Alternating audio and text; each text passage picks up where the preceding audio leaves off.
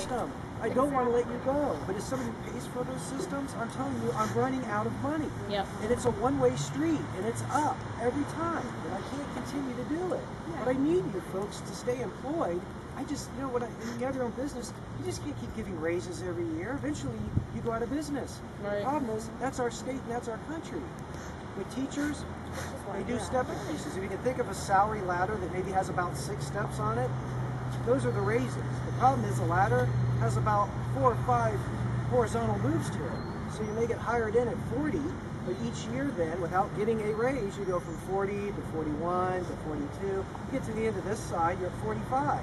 Then you get a raise up to the second step of the ladder, and the whole thing continues. What Senate Bill 5 does, it straightens us out into one ladder.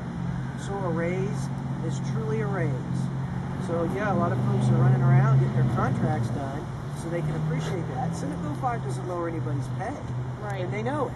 That's why they were trying to do these contracts. So when Senate Bill 5 kicks in, you're at a higher spot on the ladder.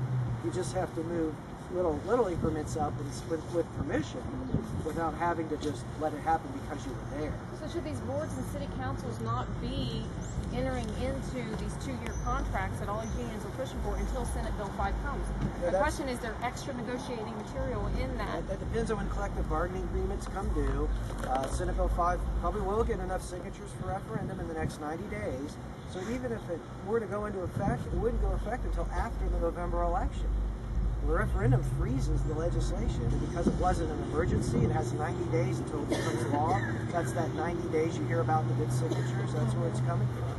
So yeah, I think it does need reevaluated. It is broken, but I'm hoping that once people learn more about this issue, it's not about hurting public servants. Exactly. It's not about a war on the middle class. It's making sure you have a job, making sure government entities can adjust their finances so we don't have to lay off teachers or do RIFs in schools. I mean, I want good police and firemen. I want to make sure you're there. But I want to make sure that we can afford to keep you there, and promises we make in retirement are promises that can be kept. And at the current rate, I don't think we can do that. And that's a disservice to me as a taxpayer with the service you give me to not keep those promises. And that's all I ask, is to level the field and keep the promises that we make to you as a public servant. But I can't continue what we're doing today and keep my word. That's the problem. Yeah, Representative Burke is absolutely 100% right. We need good teachers, we need good firefighters, and we need good police officers. But there just is a point in time when we can't afford the current rates we have to pay them, and laying people off isn't an option. I mean, that means that those people don't have jobs, and that the taxpayers aren't getting, they're not protected, or they're not getting the kind of services they want in their schools. So yes, we do need good teachers and good police officers and good firefighters, but you know, at what price? In Ohio, our government workers haven't had to make the same kind of sacrifices that private sector Ohioans have had to make. And we just think that it's high time that they adjust to the new economic normal, because the system, as Representative Burke said, is long-term unsustainable. And that's a huge disservice. Just one more brief thing on the unions is, if you look at private sector unionization, I don't know if you're familiar with the term right to work. There are 22 states, primarily in the West and in the South, that are right to work, and they protect a worker's right to choose whether or not to join a union to obtain employment. So if you want to go work somewhere in Ohio and there's a union, guess what? You're joining the union if you want a job. But in those states down south and out west, the 22 that protect worker freedom, you don't have to do that. And if you look at the data on those states, worker freedom states have grown in terms of jobs at 3 times the rate as forced unionization states. In the last 21 years, they've added jobs at a rate of about 34%, while forced unionization states like Ohio have only added jobs at 11%. Another thing that makes Ohio extremely uncompetitive is our overall tax burden. According to the Tax Foundation, we have the 18th highest state and local tax burden, and that takes all of our taxes into account. So we need broad-based tax reform.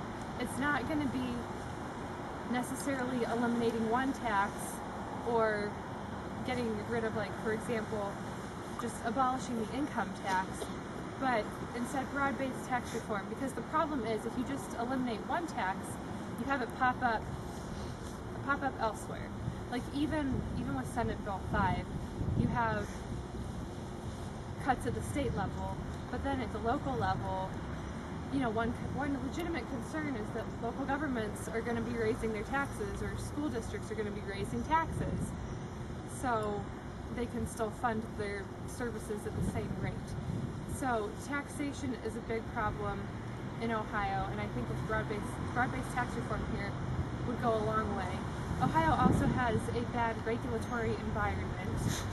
We have I think we're ranked 45th, it's either 45th or 46th currently for the worst business environment.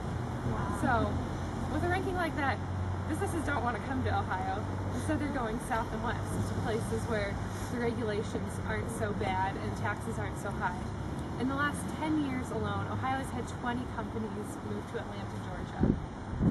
And that's just one city. So Ohio doesn't need to worry about competing with China and India when we can't compete with the other 50 states. Our jobs are going south and west, not abroad.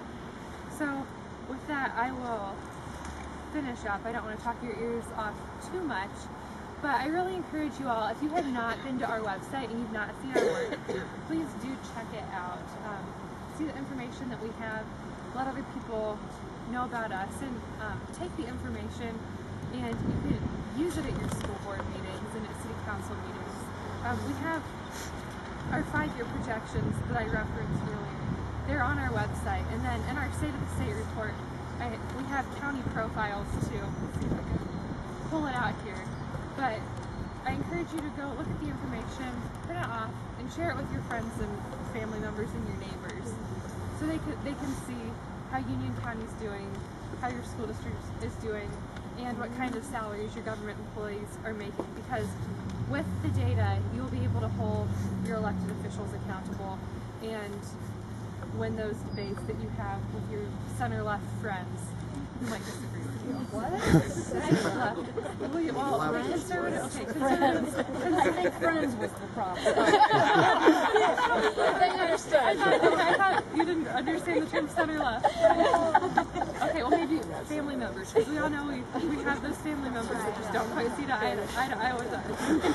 I have a question. On your website, I've been able to access teacher salaries, but that's it. I've tried to look up state representatives and other government, but you're saying that data is in there and should be accessible? Yes, the data is in there. It should be accessible. It's not easy to find. I've been going through it through the Dispatch. I've been using through the state work. So you've been able to, like I did, a state representative, and